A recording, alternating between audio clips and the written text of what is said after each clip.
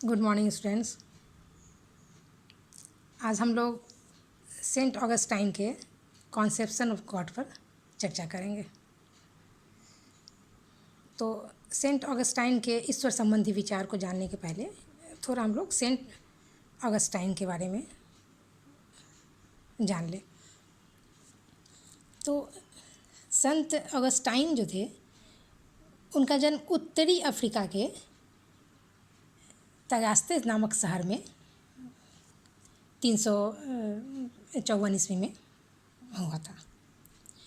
उनकी माता का नाम था संत मोनिका, जो कि ईसाई धर्मावलंबी की थी, ईसाई धर्म की थी वो। और उनके पिता एक पेट्रोसियस पैगन थे।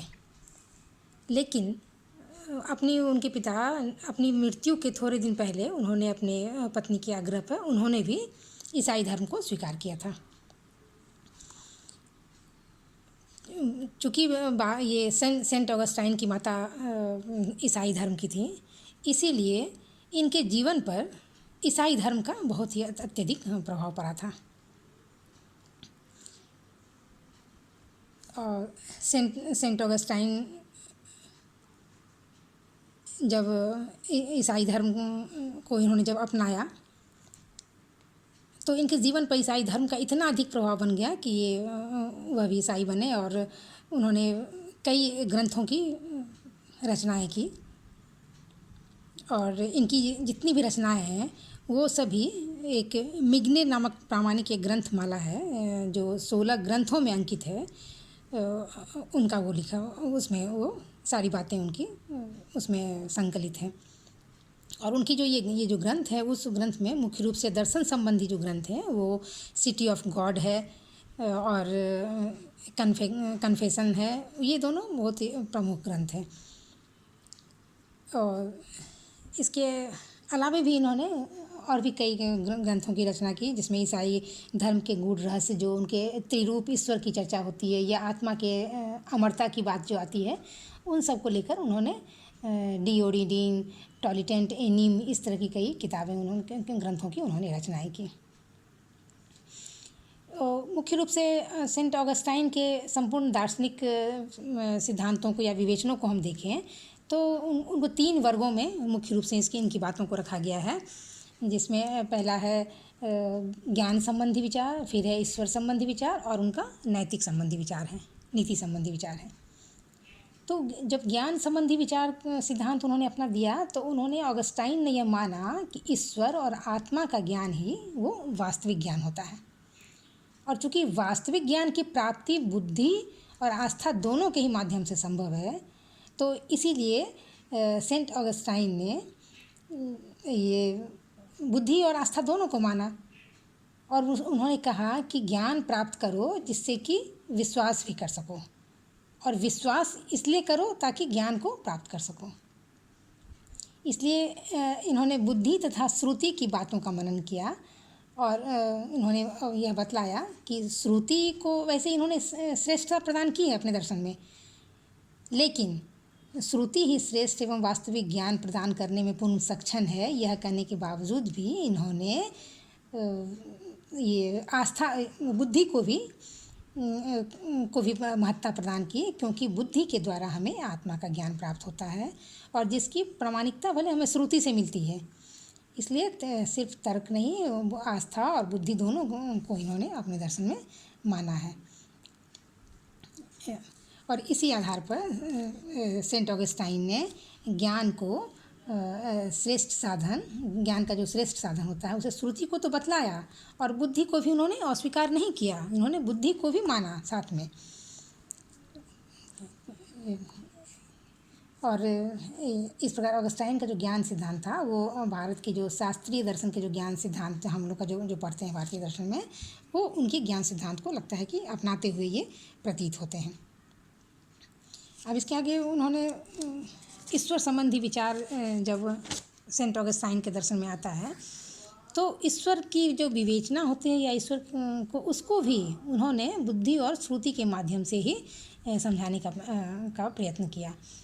और उन्होंने यह बतलाया कि बुद्धि के द्वारा या श्रुति के द्वारा के द्वारा ही हमें जो ईश्वर और आत्मा का ज्ञान प्राप्त होता है, तो निश्चित रूप से एक सत्य की भी प्राप्ति होती है, और वह निश्चित सत्य जो होता है वह निश्चित सत्य के रूप में उन्होंने ईश्वर को ही माना और बतलाया कि ईश्वर ही एकमात्र मूल तत्व है। इन्होंने यह माना कि ईश्वर को इन्होंने एक मूल तत्व माना, इसे ही इन्होंने एक मूल तत्व माना है, और इसकी प्राप्ति इस तरह से भी जो होती है। और यह माना कि ईश्वर क्या होता है, ईश्वर नित्य होता है, एक तत्व है जो कि नित्य है, शाश्वत है, सर्वज्ञ है, वह सर्वशक्तिमान होता है, वह ईश्वर आनंद रूप होता है। दरअसल आनंद ही सत्य है, जो हम लोग भारतीय दर्शन में मानते हैं कि सत्य ही शिव है, शिव ही आनंद, जो हम तो मानते हैं, सब कुछ पढ़ते लिखते हैं, वो हम देखते हैं कि ये भारतीय दर्शन से यहाँ पे थोड़ा ये इनका विचार भी मिलता जुलता प्रतीत होता है। और ईश्वर को उन्होंने शुभ और स्वतंत्र माना है। ईश्वर पूर्ण शुभ होने के कारण जो ईश्वर जो है वो अशुभ कार्य नहीं कर सकता, ऐसा वो मानते हैं। अब वह सभी वस्तुओं के स्वरूपों का अधिष्ठाता है। यह ईश्वर क्या है, सभी चीज़ों का, सभी वस्तुओं का अधिष्ठाता है।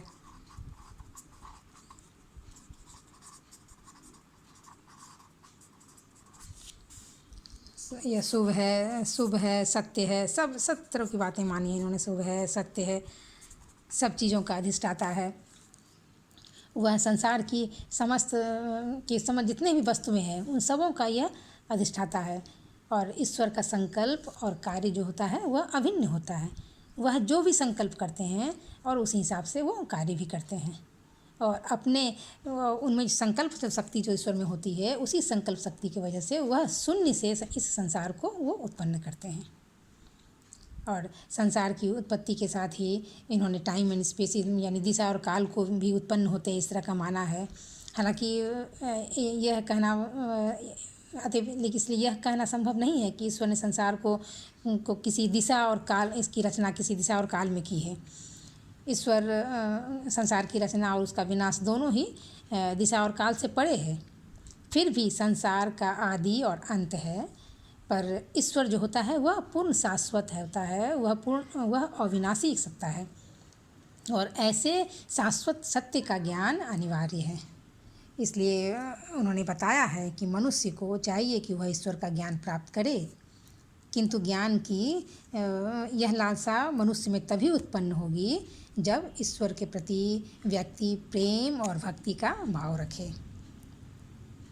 और ईश्वर के प्रति वो प्रेम और भक्ति का भाव वो किस प्रकार रख सकता है, वह धर्म के माध्यम से होगा। इसलिए इन्होंने धर्म को भी ईश्वर भक्ति का प्राण माना है। धर्म के मार्ग पे चल के, धर्म के माध्यम मान के, और ये हम ईश्वर में अपनी भक्ति और प्रेम को जगा सकते हैं। इसलिए वो रास्ते हैं, उनको धर्म को प्राण माना गया है ईश्वर भक्ति के लिए, ईश्वर के प्रति प्रेम और समर्पण का भाव जागरण करने के लिए। तो वास्तव में हम देखें तो दरअसल ऑगस्टाइन ने गीता की तरह ही धर्म, भक्ति और ज्ञान का धर्म में भक्ति और ज्ञान का जो समन्वय करने का वो प्रयास करते हैं। और जिस प्रकार हम गीता ने भक्ति और ज्ञान के साथ कर्म को भी समन्वित किया है, ऑगस्टाइन ने भी अपने दर्शन में कर्म का योग हमको देखने का मिलता है। लेकिन कर्म को इन्होंने थोड़ा गौण रखा है, बल्कि धर्म, ज्ञान और भक्ति को ही उन्होंने ज़्यादा स्थान दिया है। जबकि गीता तो कर्म का ही दर्शन है, और कर्म को भी वहाँ भी प्रधानता दी गई है। और शंकर और रामानुज ने जिस प्रकार ज्ञान और भक्ति पर अत्यधिक बल दिया है, उसी तरह सेंट ऑगस्टाइन ने भी अपने दर्शन में ज्ञान और भक्ति पर अत्यधिक बल दिया है। और ईश्वर के अस्तित्व को प्रमाणित करने के लिए सेंट ऑगस्टाइन ने जो तर्क प्रस्तुत किए हम लोगों के समक्ष, उन्हें द्विविध तर्क कहा जाता है। दो प्रकार के तर्क उन्होंने दिए हैं।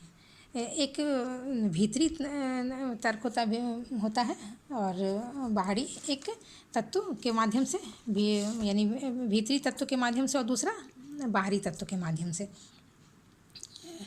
मतलब द्विविध प्रमाण का मतलब होता है कि भीतरी तत्व एवं बाहरी तत्व दोनों के आधार पर ईश्वर के अस्तित्व को सिद्ध करना। तो अब हम देखें भीतरी तत्व के आधार पर क्या कहा गया है। भीतरी तत्व के आधार पर यह माना गया है कि नित्य सत्य जो होता है, सत्य जो होता है यानी सत्यता, वह मानव मन पर आश्रित नहीं है, क्योंकि वह मन से उत्पन्न नहीं होता, अतः वह किसी अन्य स्रोत से उत्पन्न होता है। तो जो वह जिस अन्य स्रोत से वह उत्पन्न होता है, उसी स्रोत को ईश्वर के रूप में माना गया है। वह स्रोत ही ईश्वर हो सकता है, क्योंकि मात्र ईश्वर ही एक सत्य और नित्य सत्ता हो सकता है। और कोई नित्य सत्य जो ही होगा, इटर्नल जो ट्रूथ होगा, वही उसी से नित्य सत्य को उत्पन्न हो सकता है, या उसी में नित्य सत्य को उत्पन्न करने की क्षमता होगी। तो ये क्योंकि मानव मन से प्राप्त नित्य सत्य ईश्वर के निर्विकार तत्व को ही प्रतिबिंबित करता है। इसलिए भीतरी तत्व के आधार पर, यानी मानव मन से उत्पन्न नहीं होता, मानव मन से परे कुछ चीज़ें होती हैं जो जिस स्रोत से ये समस्त चीज़ों की उत्पत्ति होती है। और इसीलिए भीतरी तत्व के माध्यम से उन्होंने एक समझाने का प्रयास किया है, ईश्वर की सत्ता को प्रमाणित करने का प्रयास किया है। और बाहरी तत्व क्या है, तो फिर बाहरी तत्व के माध्यम से वो किस प्रकार की कौन सी बात करते हैं। तो बाहरी तत्व के आधार पर यह कहा गया है कि संसार में प्राप्त सभी वस्तुओं की रचना मनुष्य तो स्वयं नहीं कर सकता। तो जब मनुष्य स्वयं संसार की चीज़ों की रचना नहीं कर सकता, तो उन्हें रचने वाला कोई सृष्टिकर्ता या किसी ऐसे ईश्वर को मानना आवश्यक हो जाता है, किसी सृष्टिकर्ता को मानना आवश्यक हो जाता है, और उस सृष्टिकर्ता को हम ईश्वर के रूप में मानते हैं। इसलिए ये बाहरी तत्व के आधार पर उन्होंने ईश्वर की सत्ता को प्रमाणित करने का प्रयास किया गया है। तो मुख्य रूप से ईश्वर में ये है। और मानव का जीवन का जो चरम लक्ष्य होता है वो आनंद की प्राप्ति है। और आनंद क्या है, ईश्वर के साथ एकात्म होना है, ईश्वर के साथ मिल जाना है, तादात्म्य हो जाना है। और यह तभी संभव है जबकि ईश्वर से व्यक्ति को, ईश्वर के प्रति व्यक्ति को प्रेम हो, तथा प्रेम ही ईश्वर तक पहुंचने का मार्ग है। और इसी प्रकार इन्हीं दोनों तर्कों के आधार पे सेंट ऑगस्टाइन ने ईश्वर के अस्तित्व को प्रमाणित करने की उन्होंने कोशिश की है। धन्यवाद।